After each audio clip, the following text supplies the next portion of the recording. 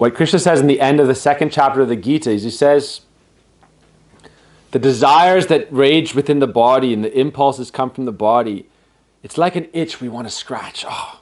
And we think, scratching the itch, I'm going to be happy, I'm going to be happy. Unless I scratch the itch, I haven't made my life meaningful.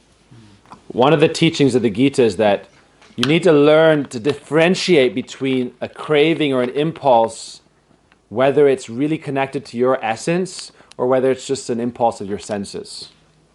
So when we say when you're not in self-control, which is what we're talking about in terms of yoga, sense control and mind control, like you associate your desire with yourself, and so you think, unless I'm fulfilling my desire, I'm not fulfilled. Samadhi ultimately means, Krishna says in the Gita, to become like a candle that doesn't flicker. That means the winds of all your different desires don't disturb you anymore. That's why when Krishna talks about impulses, he says the self, like composed, the person in Samadhi is like an ocean.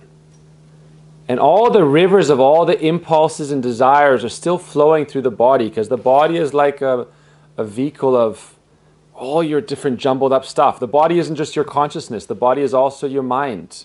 And it's the seat of the mind and the ego and the id. It's all those different things jumbled up. So to recognize that all these things aren't necessarily you could say, I'm not my emotions. But when you're happy, you're thinking, I am happy. When you're sad, you're thinking, I am sad. Based on different things that isn't necessarily your truest self.